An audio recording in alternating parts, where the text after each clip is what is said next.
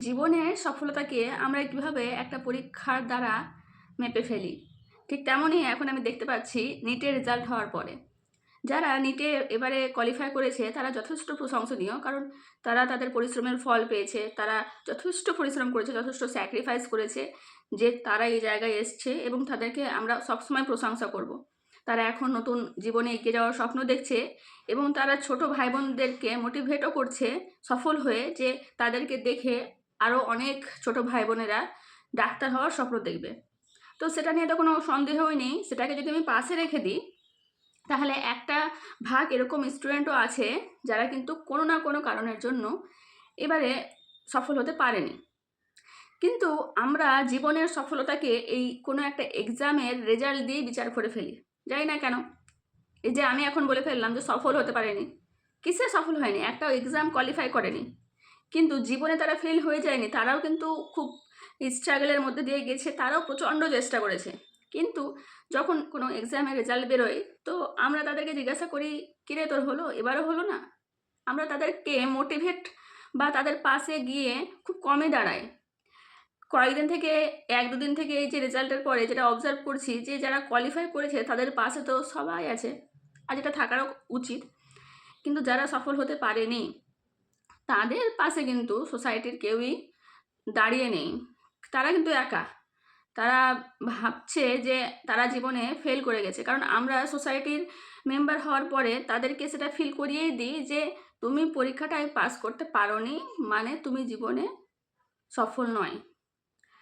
তো খুব একটা, এটা একটা খারাপ জিনিস যে এভাবে তো আর একটা এক্সামে পাস হয়ে যাওয়া মানেই জীবনের সফলতা পেয়ে যাওয়া, সেটা না। আর একটা এক্সামে ফেল হয়ে যাওয়া মানে জীবনের ব্যর্থতা, তাও না। প্রত্যেকের জীবনেরই একটা স্ট্রাগল আছে এবং আমাদের সকলকে সেটাকে অ্যাপ্রিসিয়েট করা দরকার। আর এই সোসাইটির প্রেসারে এই বাচ্চা কাচ্চারা এখন মেন্টাল হেলথের শিকার হচ্ছে। তারা স্ট্রেসে থাকছে, তারা খুশি থাকছে না। তাদের উপরে ফ্যামিলির প্রেসার, সোসাইটির প্রেসার, এত কিছু প্রেসার। শুধুমাত্র এমবিবিএস ডাক্তার হয়ে যাওয়া মানে জীবনের সফলতা না।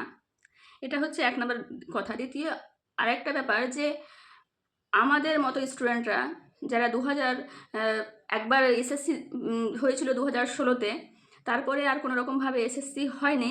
তো আমাদের মতো ক্যান্ডিডেটরা একবারও এসএসসিতে বসতে পায়নি। 2025-এ একবার এসএসসি হয়েছে, সেটাতে বসেছে অনেক স্টুডেন্ট আমার মতো এবং কোয়ালিফাই করেছে অনেক স্টুডেন্ট। কিন্তু এখন অবধি সরকারের কোনো নথিঘটি নেই যে তারা ইন্টারভিউটা ঠিকঠাক টাইমে নেবে। এবার ভাবুন যে একটা ক্যান্ডিডেট, যদি কেউ 2016-র পরে বিএড পাস করে থাকে, সে 10 বছর থেকে ওয়েট করছে যে সে একটা এসএসসি পরীক্ষা দেবে, সে একটা শিক্ষক হবে। সবার স্বপ্ন তো আর ডাক্তার হওয়া না, অনেকের স্বপ্ন তো পড়ানো, অনেকের স্বপ্ন তো শিক্ষক হওয়ার, অনেকের স্বপ্ন আরও অন্য কিছু। তো সে 10টা বছর ধরে ধৈর্য ধরে আছে, মানে ভাবুন তার ধৈর্যটা কী লেভেলের। তারপরে সে পরীক্ষায় বসছে, পরীক্ষায় পাস করছে, সেই ইন্টারভিউর জন্য আবার 1 বছর থেকে বসে আছে, আবারও তাকে ধৈর্য ধরতে হচ্ছে, আবারও কী হবে তার ঠিক নেই। তো তারা কি ফেলিয়ার লাইফে? তাদেরকে কতটা অ্যাপ্রিসিয়েট করা হয় এই সোসাইটিতে? যখন কিছুদিন পরে এসএসসির ফাইনাল প্যানেল বেরোবে এবং আমাদের আশেপাশের অনেকে শিক্ষক হবে, তো তাদেরকে কতটা অ্যাপ্রিসিয়েট করব আমরা সোসাইটিতে, যে এত বছরের ধৈর্যের পরে, এত বাধা বিপত্তির পরে তারা আলটিমেটলি তাদের টার্গেটে পৌঁছাতে পেরেছে, বা তারা শিক্ষক হয়েছে, তারা আমাদের বাচ্চা কাচ্চাকে পড়াবে। সেটার জন্য আমরা কতজন টিচারকে অ্যাপ্রিসিয়েট করি না। কারণ শিক্ষক হওয়া তো নর্মাল ব্যাপার। শিক্ষক হওয়াটাকে আমরা আজকাল খুব ছোটোইভাবে দেখি যে ঠিক আছে, কোনো ব্যাপার না। কিন্তু ডাক্তার হওয়াটাকে আমরা সোসাইটিতে সব থেকে টপ লেভেলে এখন রেখেছি, যে ডাক্তার মানে সে সব কিছু জীবনে। বাকি শিক্ষক বা আদার্স কোনো প্রফেশনকে আমরা সেইভাবে রেসপেক্ট দিচ্ছি না। এটা কিন্তু ঠিক না। কারণ ডাক্তার হওয়া তো সকলের স্বপ্ন নাও থাকতে পারে না। অনেকের স্বপ্ন তো শিক্ষক হওয়া থাকতে পারে, অনেকের স্বপ্ন রিসার্চ করা হতে পারে, অনেকের স্বপ্ন আরও অনেক কিছু হতে পারে, বা অনেকের স্বপ্ন হয়তো অনলাইন প্ল্যাটফর্মে কোনো কিছু করা, বিজনেস করা হতে পারে, বা অনেকের স্বপ্ন অনেক কিছু হতে পারে। তো আমাদেরকে তো প্রত্যেকটা প্রফেশনকে এভাবে সাপোর্ট করা দরকার এবং তাদেরকে অ্যাপ্রিসিয়েট করা দরকার। শুধুই ডাক্তার কেন, মানে কেনই শুধু ডাক্তার? আজকে একটা স্টুডেন্ট যখন 2-3 বছর বা 1 বছর ধরে পরীক্ষা দিয়ে একটা নিট কোয়ালিফাই করছে, তারা অবশ্যই প্রশংসা পাবে, সেটা কোনো অসুবিধা নেই, সেটা মানে আমিও প্রশংসা দেবো তাদেরকে, সেটা তো অবশ্যই প্রশংসনীয়। কিন্তু যারা 10 বছর ধরে স্ট্রাগল করে একটা শিক্ষক হচ্ছে, তারা কি কোনোই স্ট্রাগল করছে না জীবনে? বা আজ যে ধৈর্য ধরে বসে আছে, তাদের কি কোনোই মানে প্রবলেম হচ্ছে না, কষ্ট হচ্ছে না? তারা কি স্ট্রাগল করছে না? তারা পড়াশোনা করছে না, নাকি তারা পড়াশোনায় খারাপ?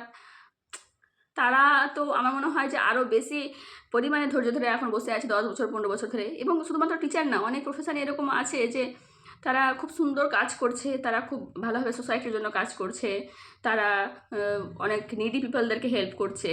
তো সকলকেই কিন্তু আমাদেরকে অ্যাপ্রিসিয়েট করা দরকার। শুধুমাত্র ডাক্তার হয়ে গেলেই সোসাইটির টপ লিস্টের মধ্যে একটা পড়ে গেল, সেটা তো ঠিক না, তাই না?